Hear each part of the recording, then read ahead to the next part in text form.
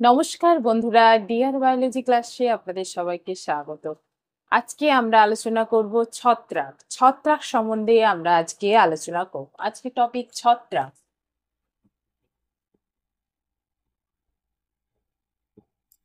ছত্রাক কি? ছত্রাক হচ্ছে পরজীবী জীবদের সমন্বয়ে গঠিত একটি স্বতন্ত্র রাজ্য। এদের ক্লোরোফিল থাকে না, তাই নিজেদের খাদ্য নিজেরা তৈরি করতে পারে না, তাই এরা পরজীবী। তাহলে ছত্রাক হলো পরজীবী জীবদের নিয়ে গঠিত পরজীবী জীবদের নিয়ে গঠিত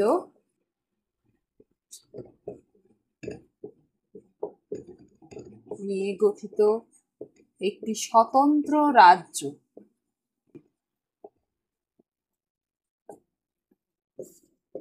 এদের ক্লোরোফিল থাকে না, এরা সমাঙ্গদেহী প্রকৃতির হয়। সমাঙ্গদেহী অর্থাৎ দেহ ওই যে থ্যালাসের ন্যায়, থ্যালাস দেহ মূল কাণ্ড পাতায় বিভাজিত থাকে না। তাহলে কি পরজীবী জীবদের নিয়ে গঠিত একটি স্বতন্ত্র রাজ্য, ক্লোরোফিল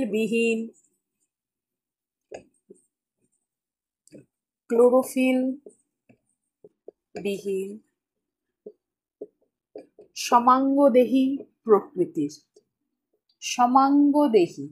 সমাঙ্গদেহী কথার অর্থ হচ্ছে দেহ থ্যালাসের ন্যায়, দেহ মূল কাণ্ড পাতায় বিভাজিত নয়। সমাঙ্গদেহী অর্থাৎ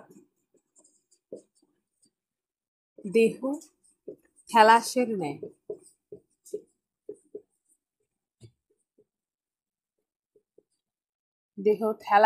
ন্যায়। থ্যালাস কথার অর্থ হচ্ছে মূল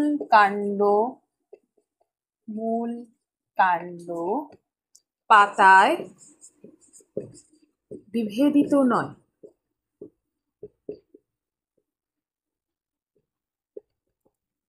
ছত্রাক এর উদাহরণ কি? ছত্রাক আমরা সবাই দেখেছি।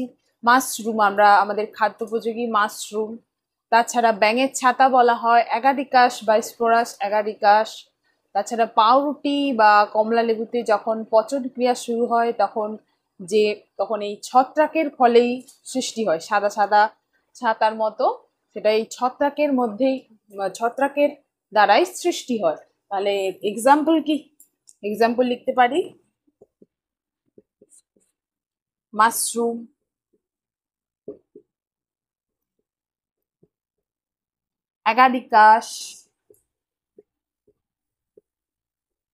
অ্যাগারিকাস ভিজে স্যাঁতসেঁতে জায়গায় জন্মায় ব্যাঙের ছাতার মতো, ব্যাঙের ছাতা বলা হয় agaricus. Mushroom, agaricus, rhizopus, mucor,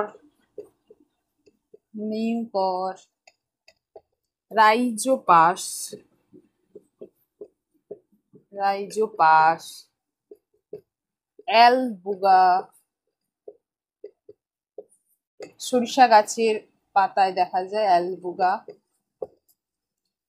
agaricus, etcetera. আরো আছে পেনিসিলিয়াম থেকে অ্যান্টিবায়োটিক তৈরি হয়, এও এক ধরনের ছত্রাক। তাহলে এই হচ্ছে ছত্রাকের এক্সাম্পল। এর বাসস্থান কি? ছত্রাক কোথায় থাকে? ছত্রাক কোথায়, কোন পরিবেশে থাকতে এরা স্বচ্ছন্দ বোধ করে? এদের বাসস্থান কি?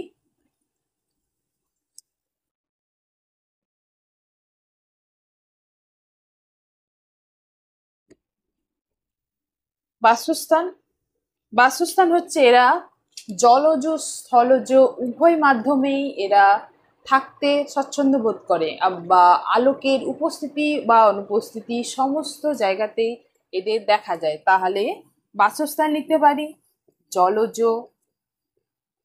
স্থলজ, আলোকের উপস্থিতি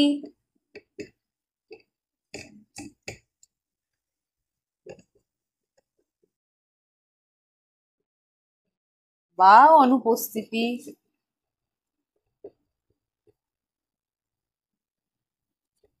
সমস্ত মাধ্যমেই এরা থাকে, সমস্ত মাধ্যমেই এরা বসবাস করে। এটা হচ্ছে এদের বাসস্থান। নেক্সট আমরা এক এক করে বৈশিষ্ট্য জানবো, ছত্রাকের কি কি বৈশিষ্ট্য হতে পারে।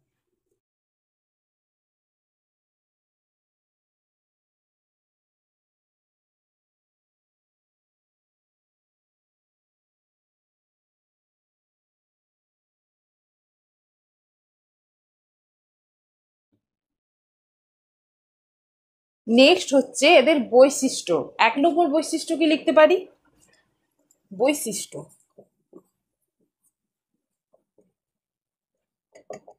বৈশিষ্ট্য 1 নম্বর বৈশিষ্ট্য লিখতে পারি এদের অঙ্গজ দেহ।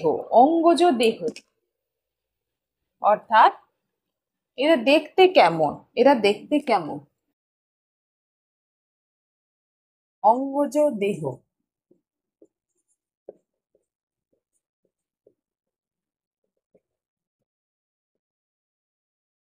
এরা এককোষী হতে পারে, এরা এককোষী, যেমন হচ্ছে ইস্ট। ইস্ট হচ্ছে এককোষী, একটি মাত্র কোষ দ্বারা গঠিত, তাই এককোষী, তাই যেমন হচ্ছে ইস্ট। বা এদের দেহ হচ্ছে দীর্ঘ, সরু, লম্বা, সুতার মতো অনুসূত্র, অনুসূত্র দ্বারা গঠিত, যাকে বলা হয় হাইফি। তাহলে এরা এককোষী,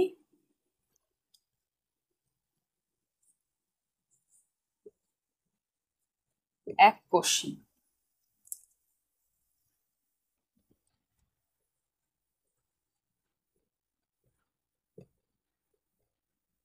এককোষী হয়, এক্সাম্পল হচ্ছে ইস্ট।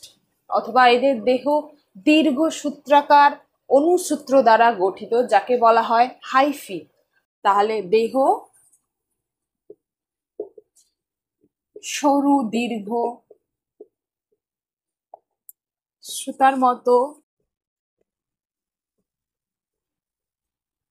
অনুসূত্র দ্বারা গঠিত, অনুসূত্র দ্বারা গঠিত, যাদের হাইফি বলা হয়, হাইফি বলা হয়, হাইফি বা হাইফা, হাইফি বলা হয়। অনেকগুলি অনুসূত্র আবার জট পাকিয়ে, জট পাকিয়ে শাখা প্রশাখা বিস্তার করে, জট পাকিয়ে এক ধরনের গঠন সৃষ্টি করে, যাকে বলা হয় মাইসেলিয়াম।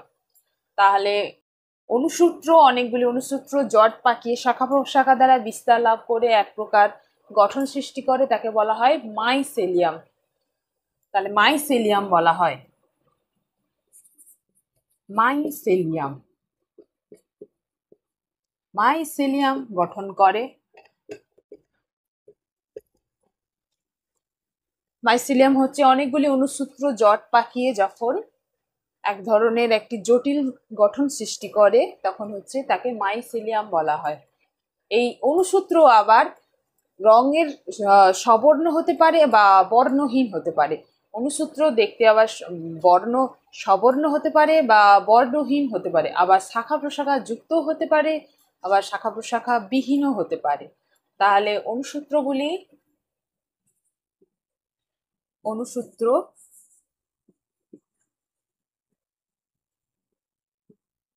শাখা প্রশাখা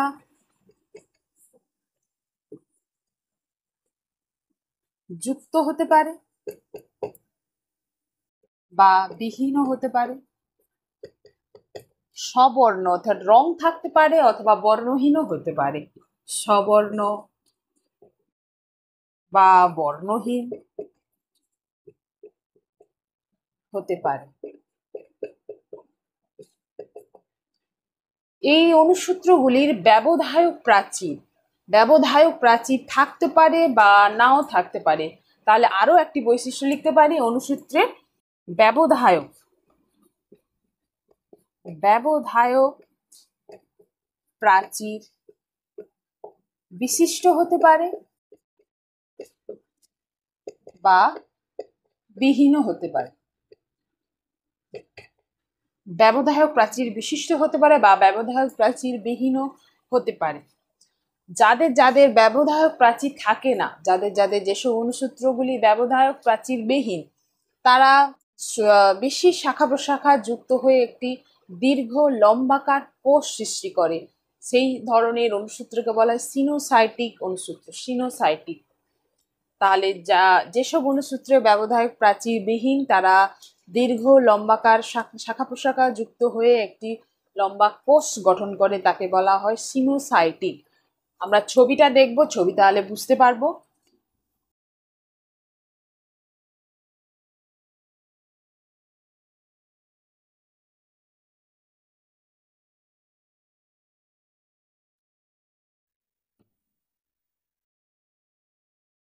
আমরা অনুসূত্র কথা দেখেছিলাম, অনুসূত্রতে ব্যবধায়ক প্রাচীর বলেছিলাম। তাহলে ছবিটা কি কেমন ধরনের ব্যবধায়ক প্রাচীর হয়, অনুসূত্র দেখতে বা কেমন হয়? অনুসূত্র দেখতে লম্বা দীর্ঘ সূত্রাকার বলেছিলাম, তাই সরু লম্বাই হবে।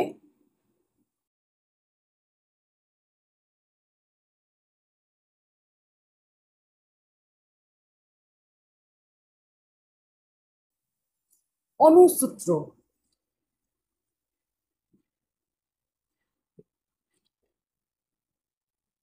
এই হচ্ছে ব্যবধায়ক প্রাচীর। ব্যবধায়ক প্রাচীর, ব্যবধায়ক প্রাচীর, ব্যবধায়ক প্রাচীর। এটা হচ্ছে নিউক্লিয়াস, এটা হচ্ছে নিউক্লিয়াস।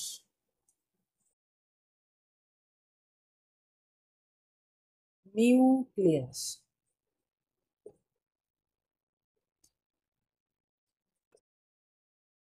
অনুসূত্র দেখতে ঠিক এইরকম হয়। আমরা সিনোসাইটিক বলেছিলাম, সিনোসাইটিক কোষ, তাতে ব্যবধায়ক প্রাচীর থাকবে না। তাহলে এইগুলো হচ্ছে ব্যবধায়ক প্রাচীর, এক একটা ব্যবধায়ক প্রাচীর, একটা কোষ আলাদা করা হয়েছে, আলাদা আলাদা করে পার্টিশন করা আছে, তাই ওকে ব্যবধায়ক, ব্যবধান সৃষ্টি করে, তাই ব্যবধায়ক প্রাচীর বলা হয়। আর একটি হচ্ছে বলেছিলাম সিনোসাইটিক, সিনোসাইটিক, সিনোসাইটিকে কোনো ব্যবধায়ক প্রাচীর থাকবে না।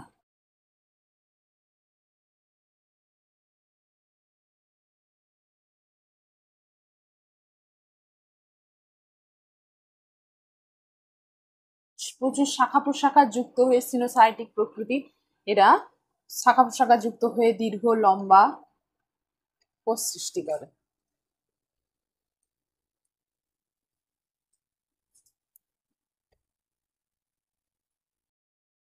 নিউক্লিয়াস, এক বা একাধিক ছোট ছোট নিউক্লিয়াস উপস্থিত, এদের কোনো ব্যবধায়ক প্রাচীর থাকে না, তাই সিনোসাইটিক, সিনোসাইটিক বলা হয়, সিনোসাইটিক, সিনোসাইটিক।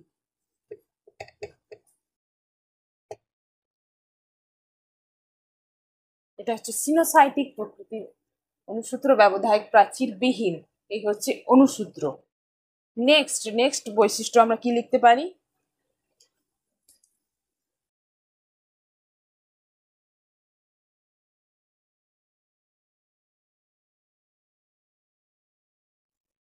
নেক্সট বৈশিষ্ট্য, 2 নম্বর বৈশিষ্ট্য লিখতে পারি এদের পুষ্টি। পুষ্টি কেমন এদের পুষ্টি? 2 নম্বর বৈশিষ্ট্য পুষ্টি, পুষ্টি পদ্ধতি।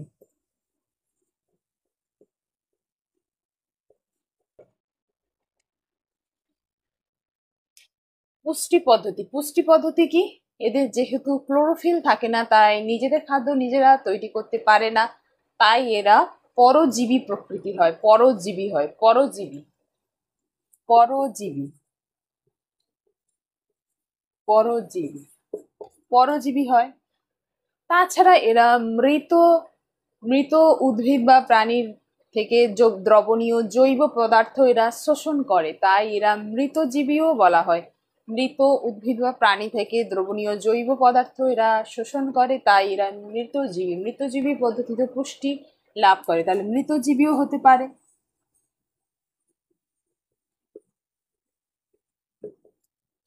আবার জীবিত, জীবিত উদ্ভিদ বা প্রাণীর ওপর থেকেও এরা পুষ্টির জন্য নির্ভর করে, জীবিত প্রাণী বা উদ্ভিদের ওপরও এরা পুষ্টির জন্য নির্ভর করে, তাই এরা পরভোজী, পরভোজী হতে পারে। এদের আরেকটি বৈশিষ্ট্য হচ্ছে পুষ্টি পদ্ধতি হচ্ছে মিথজীবী, মিথজীবী, তাহলে লিখতে পারি মিথজীবী। তাছাড়া মিথজীবী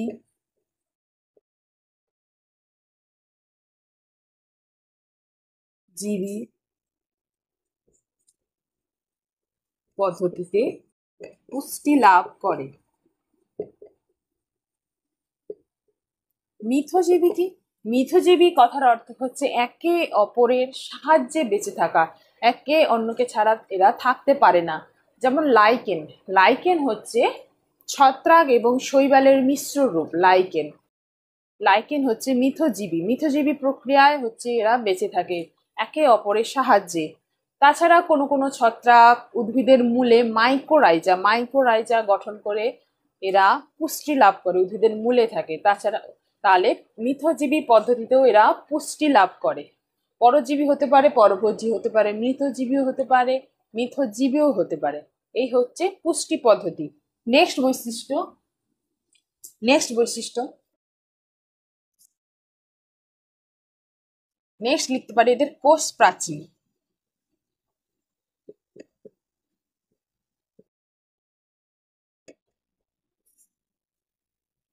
এদের কোষ প্রাচীর, এদের কোষ প্রাচীর কাইটিন নির্মিত, প্রধানত কাইটিন নির্মিত। তাহলে কোষ প্রাচীর কাইটিন নির্মিত।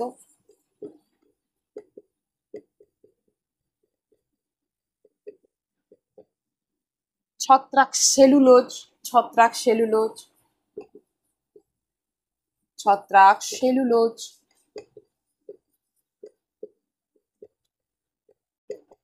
তাছাড়া পলিস্যাকারাইড, বিভিন্ন পলিস্যাকারাইড, পলিস্যাকারাইড, পলিস্যাকারাইড যেমন মানান, গ্লুকান প্রভৃতি polysaccharide, polysaccharide, polysaccharide, polysaccharide, polysaccharide কি? মানান, গ্লুকান প্রভৃতি পলিস্যাকারাইড দ্বারা এদের কোষপ্রাচীর নির্মিত।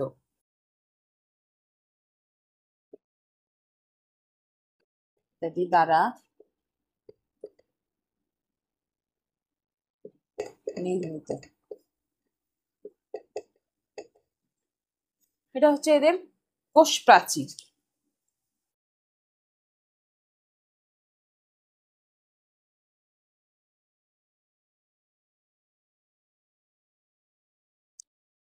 চার নম্বর বৈশিষ্ট্য লিখতে পারি এদের কোষের প্রকৃতি কেমন হয়। এরা হচ্ছে ইউক্যারিওটিক, ইউক্যারিওটিক। তাহলে 4 নম্বর লিখতে পারি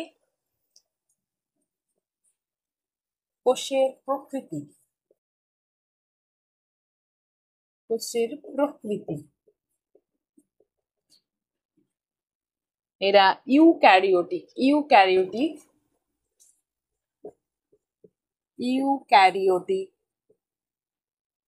প্রকৃতির হয়, ইউক্যারিওটিক প্রকৃতি। প্রতিটি অণুসূত্রে একটি বা দুটি করে বা বহু নিউক্লিয়াস থাকে। প্রতিটি অণুসূত্রে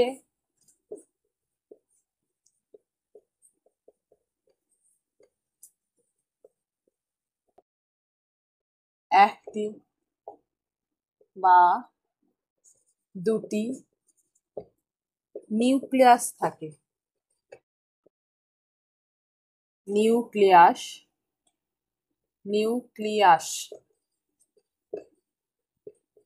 নিউক্লিয়াস থাকে। সিনোসাইটিক প্রকৃতির অণুসূত্রে অসংখ্য বহু ক্ষুদ্র ক্ষুদ্র নিউক্লিয়াস থাকে। সিনোসাইটিক প্রকৃতির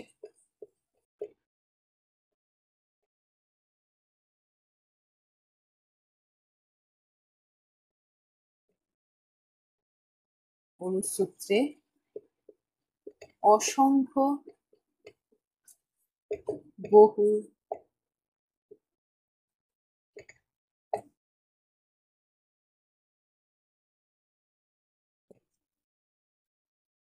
অসংখ্য ক্ষুদ্র ক্ষুদ্র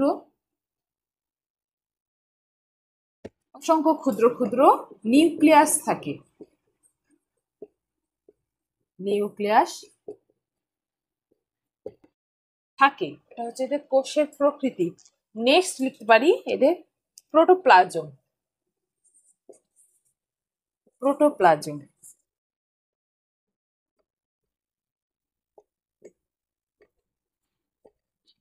এদের প্রোটোপ্লাজম দানাদার বা জালকাকার হয়। প্রোটোপ্লাজম দানাদার ও জালকাকার হয়, জালকাকার হয়। এদের প্রোটোপ্লাজম হচ্ছে দানাদার ও জালকাকার হয় এবং প্রোটোপ্লাজমে অসংখ্য ভ্যাকুওল থাকে। ভ্যাকুওলের মধ্যে ভ্যাকুওলের কোষরসে এদের বজ্র পদার্থ ও খাদ্যবস্তু সঞ্চিত থাকে। এদের প্রোটোপ্লাজমের মধ্যে অসংখ্য ভ্যাকুওল থাকে। ভ্যাকুওলের কোষরসের মধ্যে কোষরস রয়েছে, কোষরসের মধ্যে নানা রকম বজ্র পদার্থ ও খাদ্যবস্তু সঞ্চিত থাকে এই প্রোটোপ্লাজমের মধ্যে। নেক্সট বৈশিষ্ট্য কি লিখতে পারি? কোষীয় অঙ্গাণু।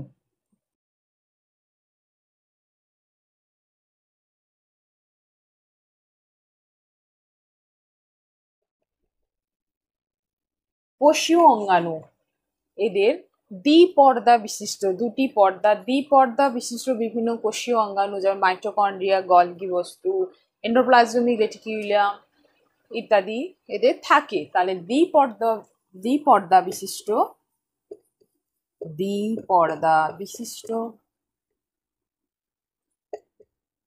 কোষীয় অঙ্গাণু, দ্বিপর্দা বিশিষ্ট কোষীয় অঙ্গাণু উপস্থিত থাকে। 6 নম্বর বৈশিষ্ট্য হলো। 7 নম্বর বৈশিষ্ট্য কি?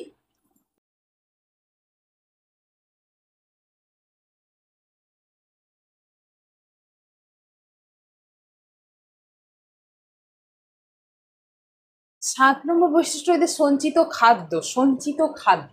এরা কি রূপে খাদ্য সঞ্চয় করে? প্রধানত গ্লাইকোজেন। তাহলে সঞ্চিত খাদ্য। নেক্সট পয়েন্ট 7 নম্বর, সঞ্চিত খাদ্য।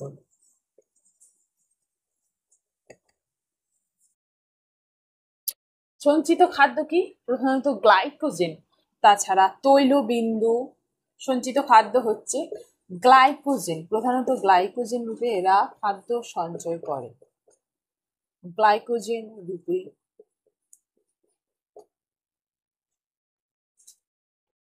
খাদ্য সঞ্চয় করে।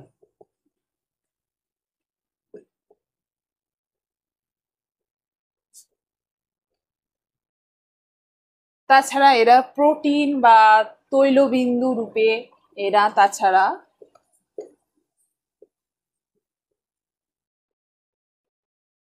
তৈলবিন্দু, প্রোটিন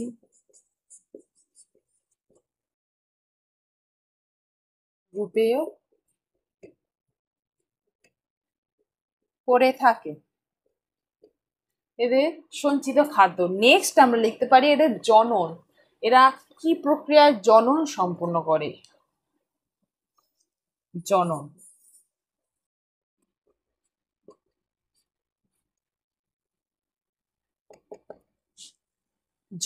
জনন 1 নম্বর লিখতে পারি। এদের তিন রকমের জনন পদ্ধতি দেখা যায়: অঙ্গজ জনন, অযৌন জনন এবং যৌন জনন। অঙ্গজ, অযৌন এবং যৌন তিন রকমের এদের জনন পদ্ধতি এরা সম্পন্ন করে। প্রথমে আসি অঙ্গজ জনন।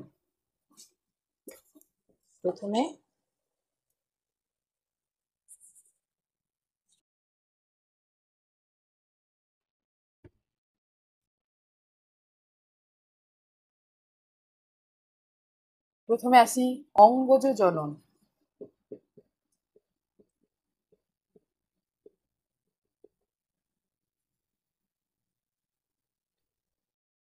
অঙ্গজ জননের প্রথম বৈশিষ্ট্য,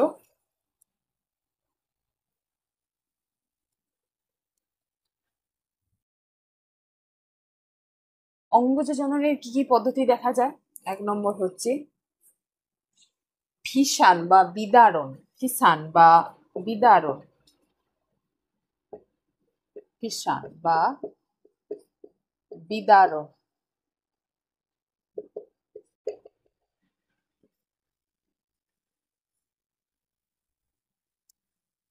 ফিসান বা বিদারণ এই পদ্ধতিতে ছবিটা কিভাবে হয়? ফিসান বা বিদারণ এই একটি মাতৃকোষ, নিউক্লিয়াস। নিউক্লিয়াস থেকে ভ্যাকিউল। মাতৃকোষ বিভাজিত হয়ে, নিউক্লিয়াসটি বিভাজিত হয়ে দুটি অপত্য কোষ সৃষ্টি করে।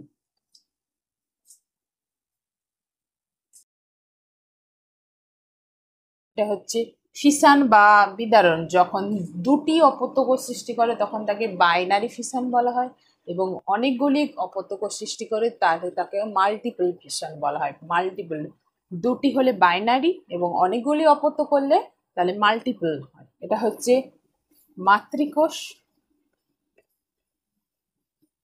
মাতৃকোষ থেকে অপত্য সৃষ্টি হয়েছে। নিউক্লিয়াস।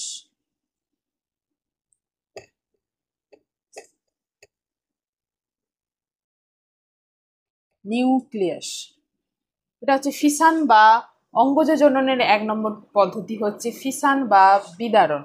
অঙ্গজ জননের 2 নম্বর পদ্ধতি হচ্ছে বার্ডিং বা মুকুলোদ্গম।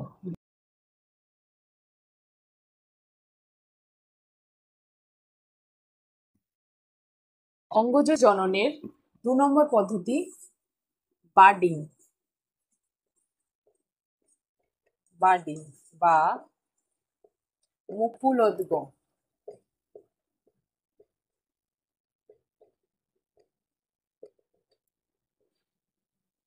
এই পদ্ধতিতে কি হয়? এই পদ্ধতিতে দেহের কোনো একটি স্থান থেকে উপবৃদ্ধি সৃষ্টি হয়। উপবৃদ্ধি দেহের কোনো একটি স্থান থেকে, এটা যদি মাতৃকোষ হয় নিউক্লিয়াস, ভ্যাকিউল, দেহের কোনো একটি স্থান থেকে উপবৃদ্ধি সৃষ্টি হয়, এক ধরনের উপবৃদ্ধি সৃষ্টি হয়। পরে পরিণত অবস্থায় মাতৃকোষ থেকে বিচ্ছিন্ন হয়ে নতুন অপত্য সৃষ্টি করে। মাতৃকোষ থেকে বিচ্ছিন্ন হয়ে অপত্য সৃষ্টি করে। এই পদ্ধতি হচ্ছে বার্ডিং বা মুকুলোদ্গম। নেক্সট, অঙ্গজ জননের আরেকটি বৈশিষ্ট্য আছে, পদ্ধতি আছে, খণ্ডীভবন বা ফ্র্যাগমেন্টেশন। ফ্র্যাগমেন্টেশন বা খণ্ডীভবন। ফ্র্যাগমেন্টেশন বা খণ্ডীভবন।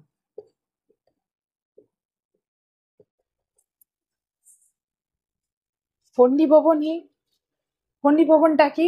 খণ্ডীভবন হচ্ছে প্রত্যেকটি অংশ পৃথক পৃথক হয়ে খণ্ডে, এই একটি মাইসেলিয়াম যদি ধরা যায়, মাইসেলিয়াম কি আমরা জানিয়েছিলাম, খণ্ডে খণ্ডে বিভক্ত হয়ে আলাদা আলাদা অপত্য সৃষ্টি করে।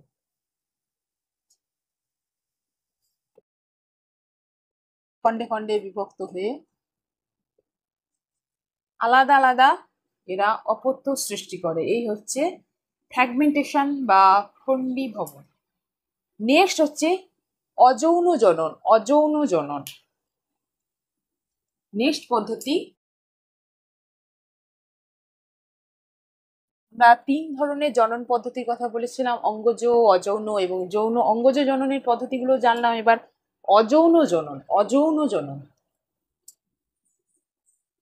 নেক্সট হচ্ছে অযৌন জনন। অযৌন অযৌন জনন।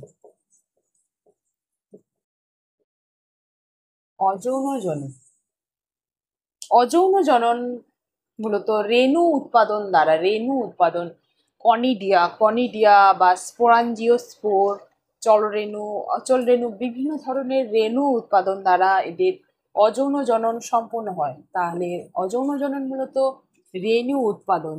রেণু উৎপাদন রেণু উৎপাদন যেমন কনিডিয়া, স্পোরাঞ্জিওস্পোর, স্পোরাঞ্জিও স্পোরাঞ্জিও স্পোর, স্পোরাঞ্জিওস্পোর, চলরেণু বা অচলরেণু ইত্যাদি সৃষ্টির মাধ্যমে হয়ে থাকে। সৃষ্টির মাধ্যমে হয়ে থাকে। অযৌন জনন, এবার অযৌন জননের ছবিটা আমরা দেখিনি, অযৌন জনন কেমন ভাবে সম্পন্ন হয়। অযৌন জনন, অযৌন জননের পদ্ধতিটা, ছবিটা দেখি। মাইসেলিয়াম রয়েছে, মাইসেলিয়াম, বিভিন্ন ধরনের মাইসেলিয়াম রয়েছে।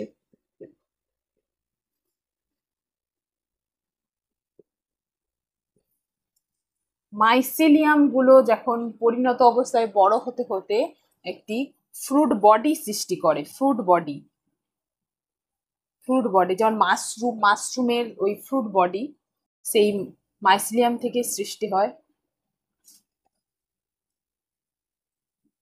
মাইসেলিয়াম গুলো বড় হতে হতে ফ্রুট বডি সৃষ্টি করে।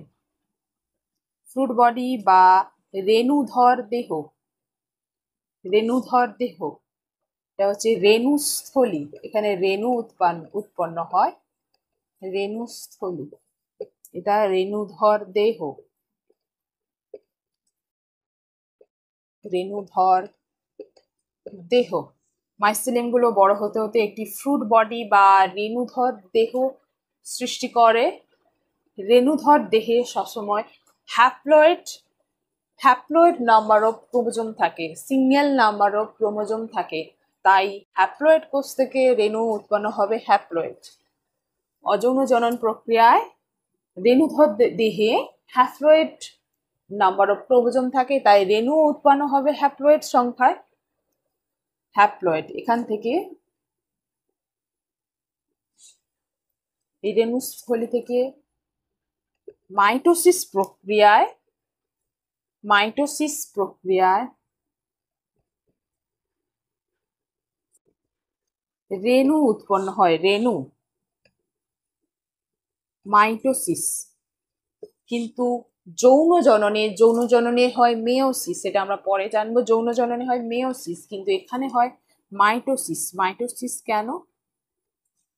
যেহেতু এখানে হ্যাপ্লয়েড নাম্বার অফ ক্রোমোজোম থাকে, তাই হ্যাপ্লয়েড সেটে রেণুধর দেহে হ্যাপ্লয়েড কোষ থেকে হ্যাপ্লয়েড নাম্বার অফ রেণু উৎপন্ন হবে। এই রেণুগুলো পরিণত অবস্থায় বিভিন্ন পরিণত অবস্থায় এই রেণুস্থলী থেকে বিদীর্ণ হয়ে বিভিন্ন বাহক, কীট পতঙ্গ, বায়ু দ্বারা বাহিত হয়। রেণুস্থলীগুলো পরিণত অবস্থায় বিভিন্ন বাহকের মাধ্যমে এরা বাহিত হয় এবং যে কোনো অনুকূল পরিবেশে এরা অঙ্কুরোদ্গম করে এরা আবার মাইসেলিয়াম সৃষ্টি করে। মাইসেলিয়াম থেকে আবার পরিণত দেহ সৃষ্টি করে।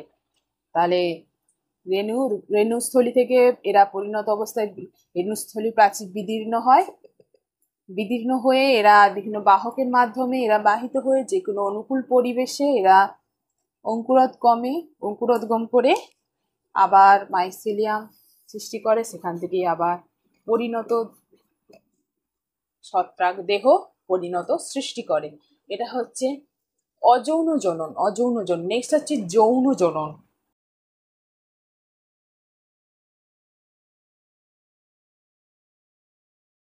নেক্সট হচ্ছে যৌন জনন।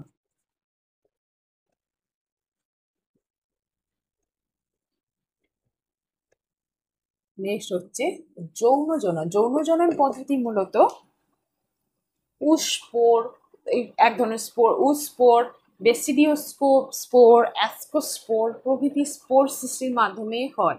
যৌন জনন উস্পোর,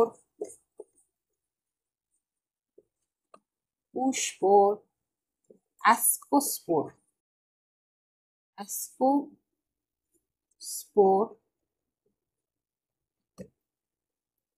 বেসিডিওস্পোর,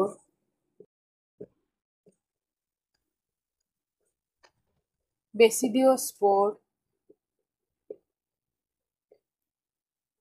ওস্পোর, অ্যাস্ট্রোস্পোর, বেসিডিওস্পোর প্রভৃতি স্পোর সৃষ্টির মাধ্যমে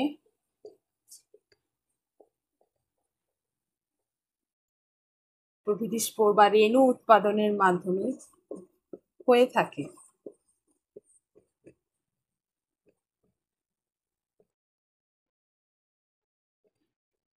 মাধ্যমে হয়ে থাকে। এবার যৌন জননের ছবি কি? যৌন জননের ছবি হচ্ছে যৌন জননের ফলে এই একটি যে কোনো বিপরীত গ্যামেটের অণুসূত্র, বিপরীত গ্যামেটগুলো পরস্পর কাছাকাছি আসে। এই একটি অণুসূত্র ফেরোমনের প্রভাবে যে কোনো বিপরীত অণুসূত্রগুলো পরস্পর কাছাকাছি আসার চেষ্টা করে ফেরোমনের প্রভাবে। এটা যদি প্লাস এটা মাইনাস, যে কোনো বিপরীত অণুসূত্রগুলি পরস্পর কাছাকাছি আসার চেষ্টা করে এবং তারা মিলিত হয়।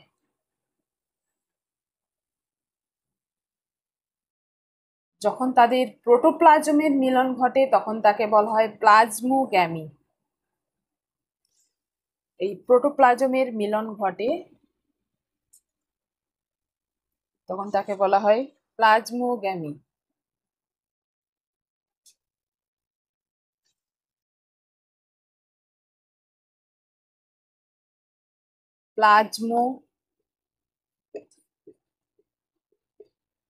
প্লাজমোগ্যামি।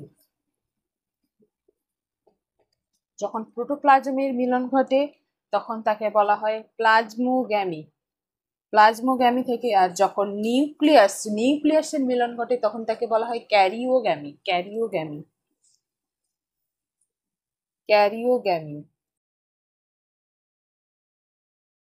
প্রোটোপ্লাজমের মিলন ঘটে তখন প্লাজমোগ্যামি এবং নিউক্লিয়াসের মিলন ঘটে তখন তাকে বলা হয় ক্যারিওগ্যামি। প্রোটোপ্লাজমের মিলন যখন এবার এই দুটি নিউক্লিয়াস, যে কোনো দুটি নিউক্লিয়াসের ফিউশন ঘটে যুক্ত হয়ে এরা ডিপ্লয়েড জাইগোট সৃষ্টি করে। প্রথমে প্রোটোপ্লাজমের মিলন ঘটে, প্রোটোপ্লাজমের মিলনের ফলে নিউক্লিয়াস স্থানান্তর হয় এবং দুটি নিউক্লিয়াস এরা যুক্ত হয়ে ডিপ্লয়েড জাইগোট সৃষ্টি করে। তখন নিউক্লিয়াসের মিলন হলে তাকে বলা হয় ক্যারিওগ্যামি। নিউক্লিয়াসের মিলনের ফলে একটি ডিপ্লয়েড জাইগোট সৃষ্টি করে।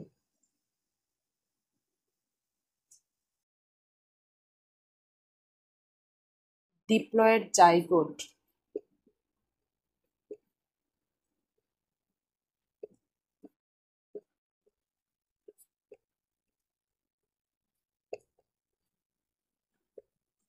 ডিপ্লয়েড জাইগোট প্রথমে ছিল দুটি বিপরীত অণুসূত্র, প্লাস মাইনাস বলে দেখিয়েছি। প্লাস মাইনাস বিপরীত অণুসূত্র ফেরোমনের প্রভাবে এরা পরস্পর কাছাকাছি আসার পর এদের প্রোটোপ্লাজমের মিলন ঘটে যাকে বলা হয় প্লাজমোগ্যামি। এবং যে কোনো দুটি নিউক্লিয়াসের মধ্যে ফিউশন ঘটে হয় ক্যারিওগ্যামি এবং এই ফিউশনের ফলে যে ডিপ্লয়েড সেলটি হয় ডিপ্লয়েড জাইগোট সৃষ্টি হয়। এটি হচ্ছে নিউক্লিয়াসের ফিউশনের ফলে হয় ডিপ্লয়েড জাইগোট। এটা হচ্ছে ক্যারিওগ্যামি। নিউক্লিয়াসের ক্যারিওগ্যামি।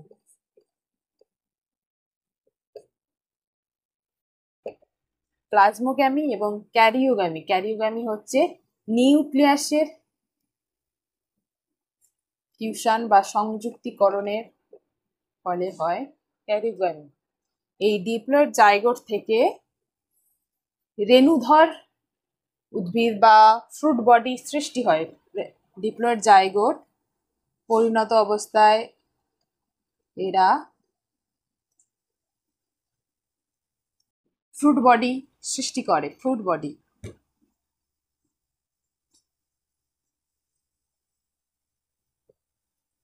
ফ্রুট বডি,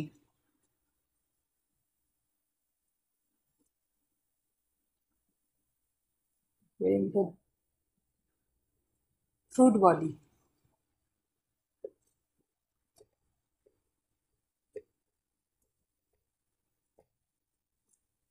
ফ্রুট বডির সৃষ্টি হয় ডিপ্লয়েড জাইগোট থেকে। যেহেতু এটি ডিপ্লয়েড সেল, তাহলে রেণু উৎপন্ন হবে ডিপ্লয়েড নাম্বার, ডিপ্লয়েড নাম্বারও রেণু উৎপন্ন হবে। কিন্তু ডিপ্লয়েড থেকে হ্যাপ্লয়েড রেণু করার জন্য দরকার মেয়োসিস বিভাজন, মেয়োসিস। অযৌন জননে ছিল মাইটোসিস, কিন্তু যৌন জননে হচ্ছে মেয়োসিস। তাহলে মেয়োসিস প্রক্রিয়ায়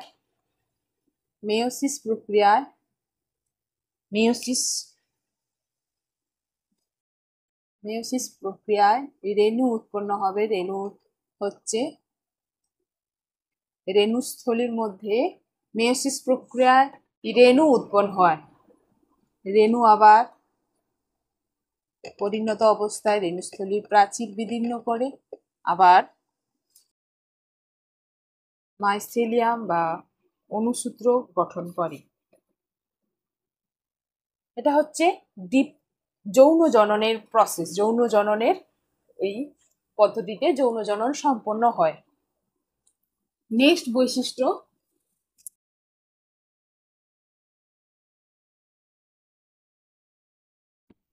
এদের উপকারী ভূমিকা, ছত্রাকের উপকারী ভূমিকা। এদের অপকারী ভূমিকাও আছে, বিভিন্ন রোগ সৃষ্টি করতে এদের অপকারী ভূমিকা রয়েছে। বিভিন্ন রোগ সৃষ্টি করে, খাদ্যবস্তুর পচন ক্রিয়া ঘটাতেও সৃষ্টি করে। কিন্তু আমরা উপকারী দিকটা দেখি, উপকারী ভূমিকা। এদের উপকারী ভূমিকা কি?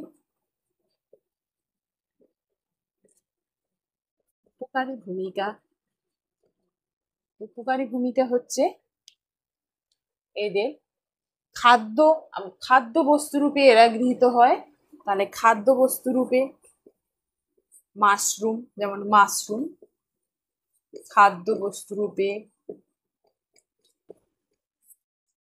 ঔষধ উৎপাদনেও ছত্রাকের ভূমিকা রয়েছে, যেমন পেনিসিলিয়াম নোটেরাম থেকে অ্যান্টিবায়োটিক উৎপন্ন হয়।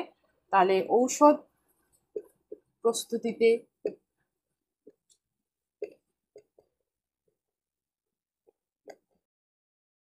খাদ্যবস্তু রূপে, ঔষধ প্রস্তুতি, বিভিন্ন শিল্পে, বেকারি শিল্পে, অ্যালকোহল প্রস্তুতিতে, বিভিন্ন শিল্পেও ছত্রাকের ভূমিকা রয়েছে। বিভিন্ন শিল্পে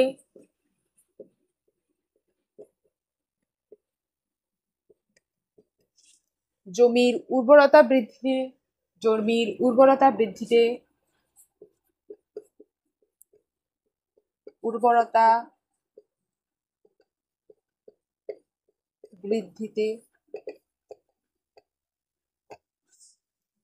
বিভিন্ন পদ্ধতিতেই এদের উপকারী ভূমিকা রয়েছে এক্সেট্রা।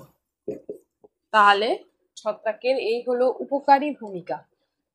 আজকে আমরা ছত্রাক সম্বন্ধে জানলাম। নেক্সট ভিডিওতে আমরা উদ্ভিদ রাজ্য সম্বন্ধে জানবো। আজ এই পর্যন্তই। ভিডিওটি কেমন লাগলো অবশ্যই কমেন্টস বক্সে কমেন্টস করে জানাবেন, এবং ভালো লেগে থাকলে অবশ্যই লাইক, শেয়ার ও সাবস্ক্রাইব করবেন। নমস্কার।